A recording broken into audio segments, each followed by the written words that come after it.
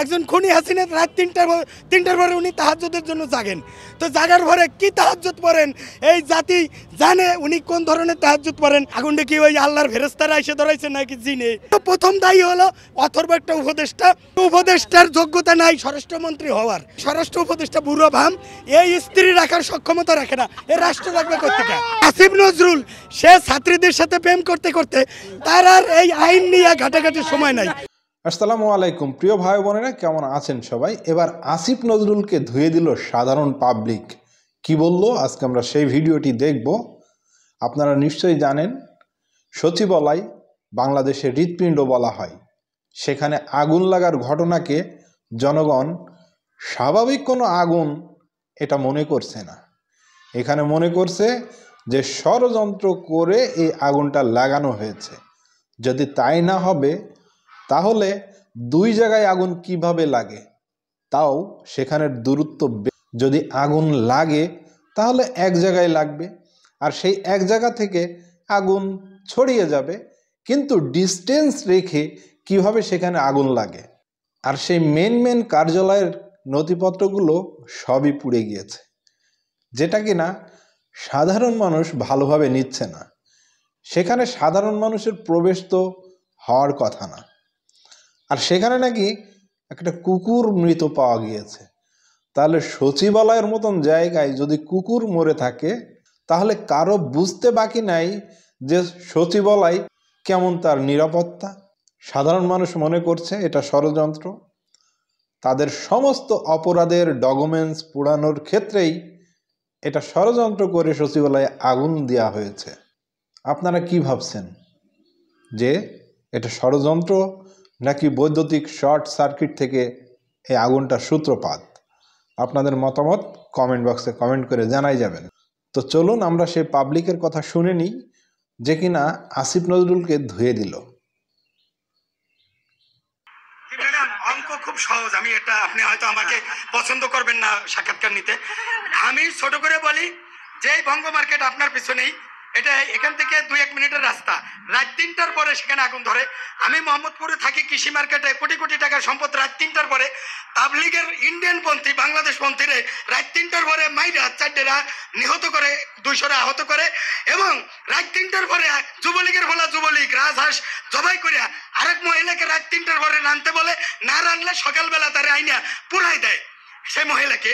এবং রাত 3টার পরে কিন্তু 7 জন খুন হয় জাহাজে, সবই রাত 3 পরে। একজন খুনি হাসিনা রাত 3টার পরে উনি তাহাজ্জুদের জন্য জাগেন। তো জাগার পরে কি তাহাজ্জুদ পড়েন এই জাতি জানে উনি কোন ধরনের তাহাজ্জুদ পড়েন। ওনার তাহাজ্জুদ হলে সচিবালয়ে আগুন দেওয়া।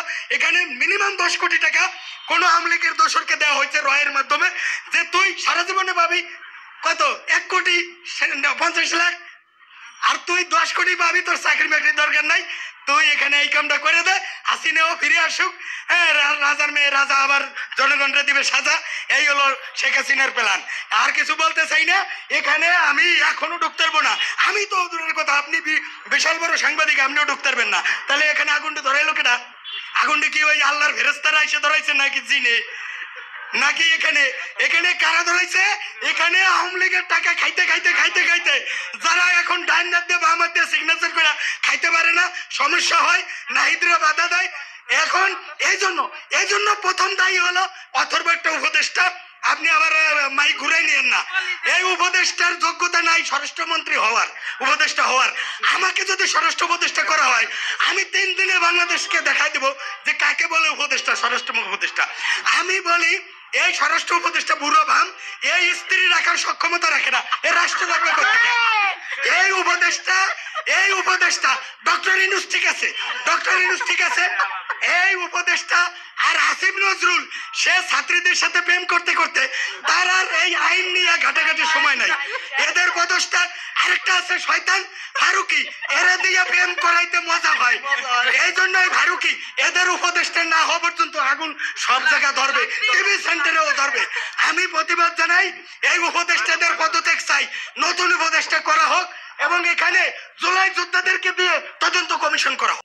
প্রিয় ভাই বোনেরা, এতক্ষণ ধরে ভিডিওটি আপনারা দেখলেন। উনি যে কথাগুলো বলেছে একটা কথাও কিন্তু অযৌক্তিক বলে মনে হচ্ছে না, কারণ এর ভিতরেই বাংলাদেশে বেশ কয়েকটা ঘটনা ঘটে গিয়েছে।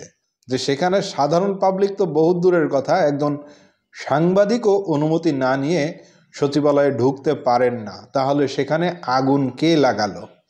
উনি ওই যে বলল যে তোর 10 কোটি টাকা দিয়ে দিলাম, নথিপত্রগুলো পুড়াই দে, এই ভবনে আগুন লাগাই দে, হয়ে গেল, তাই না? এরকমটাই তো সাধারণ পাবলিক মনে করছে। তো অবশ্যই আমরাও চাই যে এটা তদন্ত হোক, সুষ্ঠু একটা তদন্ত করে যারা দোষী আছে তাদেরকে আইনের আওতায় এনে শাস্তি দেওয়া হোক। আপনার কি মতামত? অবশ্যই আপনার মতামতটা কমেন্ট বক্সে কমেন্ট করে জানিয়ে যান, আর ভিডিওটি শেয়ার করতে ভুলবেন না। সবাই ভালো থাকবেন। আসসালামু আলাইকুম।